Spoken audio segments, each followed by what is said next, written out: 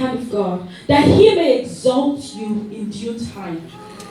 Hallelujah. We hear of people who prophesy and all these things, and the message and the fruit of the Spirit is to glorify God and to edify the person and the church. Hallelujah. How many of us know that after we've gone through a particular problem, if a younger one comes to you, you'll be able to lead them through it? Now, hasn't God lifted you?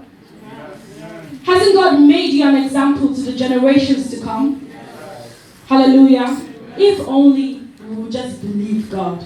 If only we would just let him use us. Use us for his glory. I don't know how many of you want to be used by God's glory, but I want to.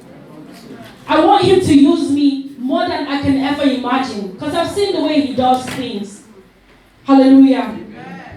God wants you to cast everything into his hands today. And he wants to take you through those things for his glory and to edify you. And even the church. You know, imagine one of us come here one day and we're giving all these amazing testimonies. Do you not think that will lift someone's faith? Recently, I watched a woman's testimony. And she says, trusting God even when it does not make sense. How many of us have found ourselves in situations that don't make sense and yet we cannot trust God? Because it's only normal, we are human. And she talked about these things. I'm actually going to share her testimony. It's not my place to, but I'll share her story to you and you might understand that no matter what you're going through, God has you by the hand. Hallelujah. She said they prayed for a child and it took so long. And you can imagine praying for a baby, and in fact, it gets to a point someone tells you, oh, the devil doesn't want you to have a child. Imagine the torture, the torment, how your mind will not be able to process that. Imagine what you might think about God. There's been cases where people have left the church for things like that. Hallelujah. There's been cases where people have given up. Marriages have been broken. She said, as they prayed and prayed and prayed, one day God gave them a child. She said this child was the best child. This child was everything. The child was perfect. And the child got to a certain age. So you can imagine they've loved on this child. The child is the child is already a part of their life. She's only like 7, she's turned 7 months today. And every day I wake up, I look at her, I'm like, is this really our child? Do you really live here? You can imagine a child who has stayed with you for 7 years. That's already a part of you. It's like a tattoo on your body. And she said one day, the child was sick and they took the child to the hospital and the child was diagnosed with cancer. It was like stage 4. And this was the child I prayed for. This is not my testimony, by the way. This is to lift someone up. This is to encourage you. And as, you know, they were told all these things. And she was, I think her husband was a pastor. And she was like a proper church auntie. And as this happened, they were just trusting God for a lot of things. And things just weren't working out. They went to all kinds of doctors and they told them, we're sorry, your child is gonna die. And it was so hard for them, she said. And it got to a point, they just told them, I think the best thing for you is to take the child to a hospice or take the child home, because these are his last days. And they prayed and prayed and prayed, and one day, a doctor called them and said, I think I can help your child. And they took she said they needed like 50,000. And somehow, God showed up, and the 50,000 showed up through like a GoFundMe. And they got to the hospital. And the doctor looked at the child and she literally laughed at that point. The doctor said, it's horrific. She said, like, she didn't know just how bad it was. And as they were there, the doctor did everything he could and told them that the child, that was it, that they couldn't help the child. But while that was going on, she was still going through it and it was breaking her. You can imagine that. And as it was breaking them, she and the husband held hands and they prayed. And she said, and they finally came to the conclusion that maybe God wanted the child in that time. But do we know that when a person dies in God, that they're going to a better place? Hallelujah. Would you believe that these people lost this child? How many of us, if we go through that, will know that God still lives? How many of us, if we go through that, will know that God is doing everything for his glory? And how many of us know that God who gave her that one after many years is able to give her 10 in the space of maybe 5 years? Or if possible, 1 year. It's possible that someone can have 10 kids at a time. We heard of the Octomom who had 8 at once. Who told you you cannot have 10 at once? But God is the kind of God who can do things, who can do the impossible, who can make you smile even when things are wrong, even when everything is not making sense. She said, trust God when it doesn't make sense. And that was what even touched me for my own particular trouble at the time. And I literally found myself crying in that time, and I said, God, I will trust you even when it does not make sense. Hallelujah. Just make up your mind today that you will trust God no matter what. Hallelujah. We're going to go through the points, to ways to overcome these burdens. Hallelujah. One of the points I have here is that you take it to God. Take it to God in prayer. Can we go to Matthew 11:28?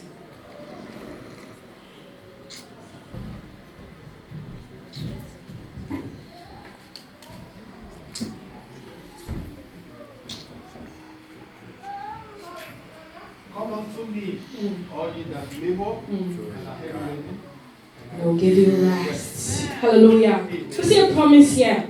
It says, come. Drop it. Sometimes you find that sometimes when you talk to someone, even just a random friend or sister or whoever, about your problem, that it's kind of half shared. Though we pray we don't share with people who will become town criers for our sake. But if you share it with God, if you just give him a little bit of this, he said, I will give you rest. He will take it upon himself. Hallelujah. And he will give you rest. Hallelujah. Can we just learn to take things to God? Take it to him in prayer. However, you might not go on your knees and pray for too long, but speak to him. He can hear you. He can communicate like a person can. Speak to him. He will hear you, and he will take you through that thing, and you will overcome it. Hallelujah. The next point here, it says, know that God's grace is sufficient for you. But by the grace of God, I am what I am. Without the grace of God, you might not be able to achieve anything.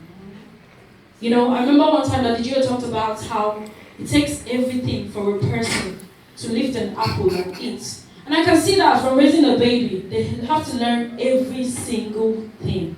Like it takes them, even to sit down is the funniest part. Just to sit down, you don't consider it to be anything. To sit down, they literally think to decide every time. And if God hasn't given them the grace to grow, to be all that he wants them to be, how will they be able to even sit? Not to talk about to crawl and walk. If God hasn't given you the grace, how will you be who he wants you to be? Hallelujah.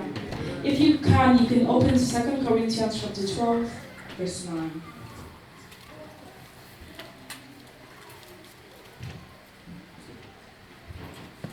If you're there, you can please read. 2 Corinthians 12, 9.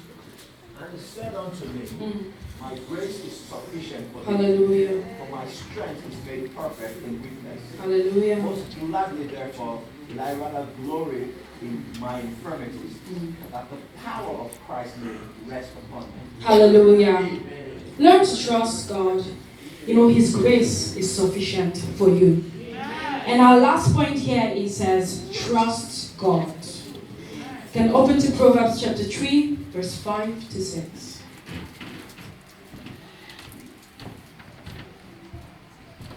Trust in the Lord with all thy heart, and lean not unto thy own understanding. In all thy ways acknowledge him, and he shall direct thy path. Hallelujah. Amen. So these are the ways I believe that we can overcome some of these things. I'm sure we'll have many more. Even on our own, I'm sure we can create ways that we can overcome this. Can we open to Job chapter 42? We're going to talk about the latter days of the man Job. Job chapter 42. This is to show you that after everything, after all is said and done, that God will lift you up. Hallelujah. Do we believe that God is going to lift someone up here today? I believe that God is speaking to someone today. Hallelujah. It says, and the Lord turned the captivity of Job when he prayed for his friends also. And the Lord gave Job twice as much as he had before. I'll go to 12. So the Lord blessed the latter end of Job more than his beginning. For he had 14,000 sheep and 6,000 camels and 1,000 yoke of oxen and 1,000 she-asses. I'm not sure how this resonates with us. If you go further down, you see that God blessed him with kids, more kids, and he had also 7 sons and 3 daughters. And he called the name of, the first, and he went on and on. And he talked about how his 3 kids were like the most beautiful in all the town. Do we see how God can turn a little thing into like a bigger thing? In the time Job started, maybe he was a millionaire. He was very rich, he had a lot. But by the time God was done with him, I'm sure he became a billionaire. How many of us want to be that with our faith in God? How many of us want to be able to come and speak a word to someone and their life will turn around forever? Now, those bodies can change a person and make you that person for God's glory. Hallelujah. Lastly, we're going to read James chapter 1, verse 2 to 4. I'm going to read. Well, you can just go ahead and find the verse so we're together in this.